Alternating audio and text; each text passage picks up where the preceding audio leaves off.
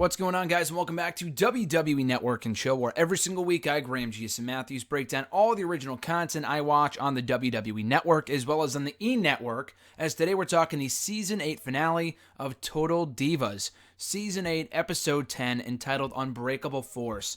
Lot to break down on today's edition, mainly focusing around the passing of Jim the Anvil Neidhart. So this was filmed back in June, leading up to Money in the Bank. Really, this entire season is the build-up to Money in the Bank, a lot like last season, how Lana's going to perform in her first ever Women's Money in the Bank ladder match, the story surrounding the relationship between Trinity and John, that being Jimmy Uso and Naomi.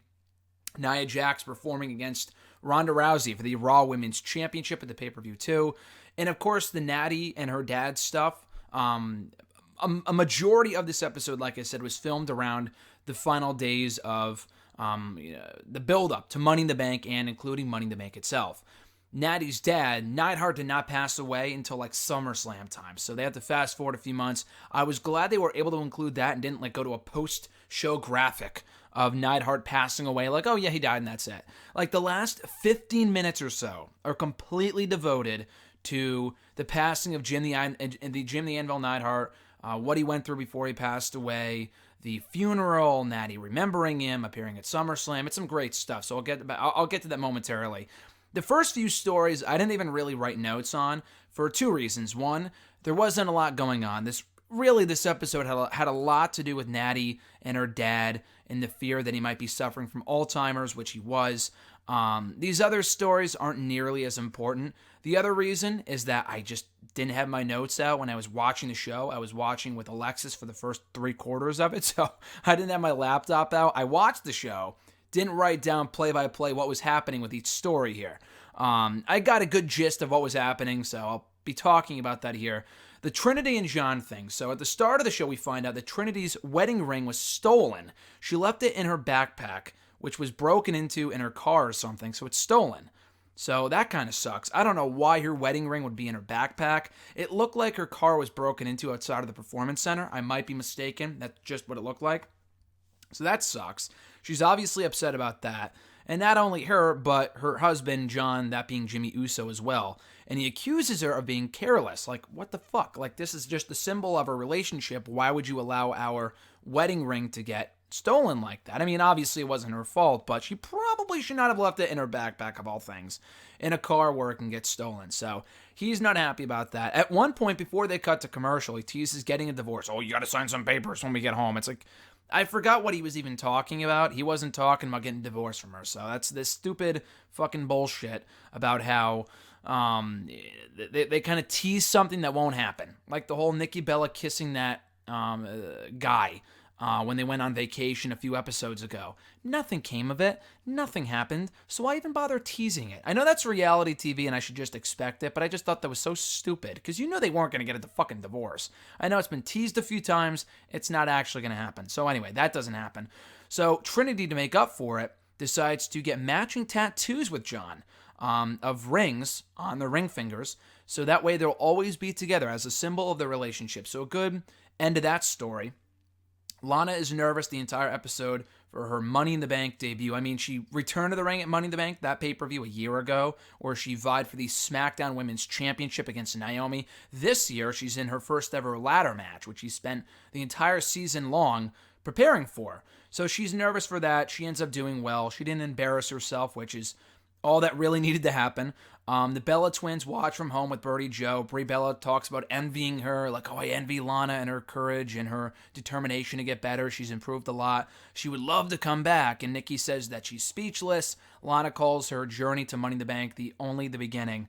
Even though she didn't win, nor should she have, but she says it's only the beginning. I doubt she'll ever win a championship in WWE, but that's purely my 2 cents. So the Bellas tease getting back in the ring, which they will. I might as well mention it now. Total Bellas is returning for a Season 4 in January, which I think I talked about here on the show a week or two ago. I think I read it on some website. It's been officially announced that Total Bellas is coming back for Season 4 in January 13th to be exact. It's a Sunday, airing at 9 p.m. So no more after NXT nonsense. It was on Sundays to begin with, or Total Divas was. And then they moved to Tuesdays. And then when SmackDown moved to Tuesdays, they moved that to Wednesdays. and now it's going back to Sundays. So when Total Bellas comes back, I'll be talking about that on Mondays, or no, Tuesdays now. I'll be reviewing Total Divas or Total Bellas, whatever the fuck it is, on Tuesdays. And then whatever airs in the network, I'll likely talk about on... I don't know. We'll figure out the schedule when we get there. But the whole point of why I'm mentioning this is not only to plug my upcoming reviews of Season 4 of Total Bellas, but also that entire season is going to focus on the in-ring return of both Bella Twins to WWE leading up to Evolution, where I cannot wait for the footage of Brie Bella injuring herself multiple times, injuring Liv Morgan and embarrassing herself in that match against the Riot Squad when she first came back and she fucking botched all over the place. I cannot wait for her reaction to that and Daniel Bryan's reaction, that old shit. Nikki Bella's getting back on the saddle with the dating life. She's going to kiss a guy, the first guy that's not John Cena for the first time in 9 years. Get the fuck over yourself.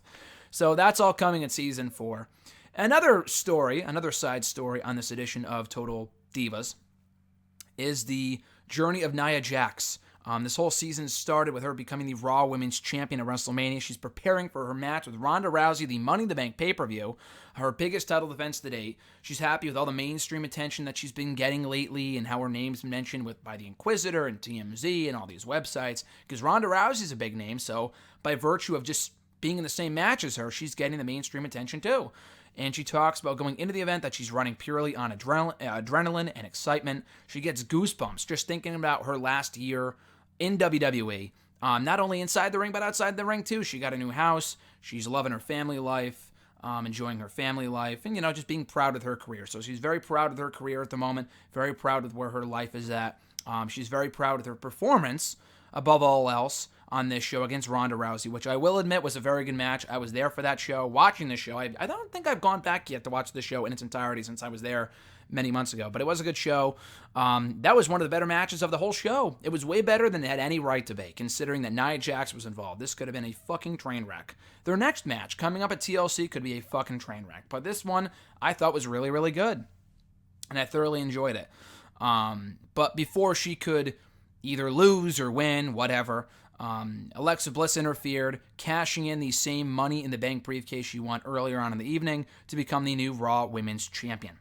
So then we get to the biggest story of the show, that being Natty and her family, what's going on with her mom, dad, sister. So Natty, her mom, and sister are worried for their dad, Jim the Anvil Neidhart. They fear that he's suffering from Alzheimer's, which they find out is indeed the case. I don't know a lot about Alzheimer's, but it's not good. The guy cannot remember certain things. He's racked up several thousand dollars, in bills, credit card bills. And not only that, I mean, they're scared about that. They don't want to tell him because they want him to enjoy his final few years. I mean, they don't know when he's going to pass away, like in a few years, fucking 10 years. I think the guy is like in his 50s, 60s maybe, early 60s. But they don't want to tell him because they feel like if he does, then he'll become a charity case and all this other stuff. It's going to hurt his mental health. So they don't want to tell him that he's suffering from Alzheimer's and he'll just deal with it. Whatever. But moreover than that, they fear that it runs in the family. So Natalya and her sister and maybe someone else, I know it's at least those two, they go to the doctors to find out whether it's hereditary, is that the word? Or, the fact that it runs in the family. I think genetic, I don't know. And they don't want to hear the results because they fear that they're going to suffer from it. Ultimately, they find out they don't. They never will have Alzheimer's. It's not going to run in the family. They're very happy to hear that. And then all of a sudden, at the end of the episode, we find out that Jim Neidhart passed away. 2 months removed from Money in the Bank, right before SummerSlam, Natalya disclosed that he woke up because he felt cold, went to go check on the air conditioning, and then he just collapsed. And he must have either passed away there. She didn't say when exactly he passed away, whether it was right there on the floor, on the way to the hospital, I'm not sure. She was happy that he passed away in his home with his family.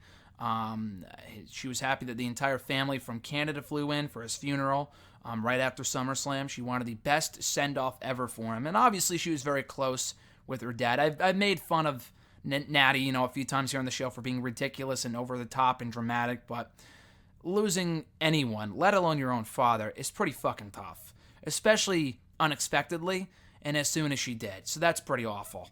And I feel for her. I got almost teared up at the end here when they showed her getting very emotional, thinking about her dad and being greeted by superstars backstage at SummerSlam. So anyway, she talked about how he loved being a part of the show, being a part of Total Divas, and how it was hard for her to wrap her head around the fact that she won't ever see her dad again. and she didn't know how hard it would be to say goodbye to him at the funeral and doing the eulogy, or the eulogy, yeah, that's what it's called, the eulogy, and she gets emotional talking about him, paying tribute to him, and we see all these clips of Natalya and her dad over the course of the last couple of years here in Total Divas, and he really did play a big role here on the show. There were a lot of episodes devoted to Jim the Anvil Neidhart, so this is a big loss and a fitting way to close out the season.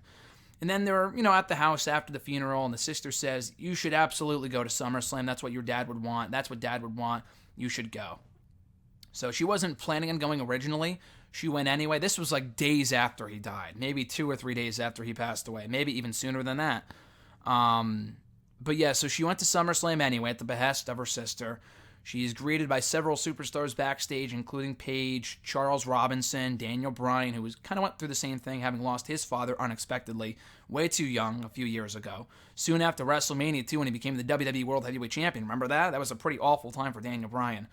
She's greeted backstage by the Bella Twins, who talk about how much they loved him, and then she starts break down crying, which broke my heart just watching that. But yeah, she went down to the ring anyway to support Ronda Rousey in her match against Nia Jax, or rather Alexa Bliss, for the Raw Women's Championship, and she wore his jacket to the ring, which is an amazing tribute to her late great father, Jim the Anvil Neidhart. So great way to close out the season, very emotional, but it was only fitting to close out this episode on that note. So with all that being said, guys, very good episode here, if only for the Jim Anvil Neidhart stuff. The other stuff I thought was fine, nothing too dramatic or over the top, nothing too like cringeworthy. I thought this was a good show. The Trinity, Lana, Nia Jax, Bella Twins stuff was all solid, but really this episode was in tribute to Jim the Anvil Neidhart and is well worth the watch for that alone. We did get a brief preview snippet for the next season of Total Bellas, which hit YouTube. The trailer hit YouTube before this episode even aired on Wednesday, giving us a look at what to expect. Their return to WWE, getting back in the ring, leading up to Evolution. They didn't talk about the Brie Bella botch stuff, but I'm sure it's going to be included. How could it not be?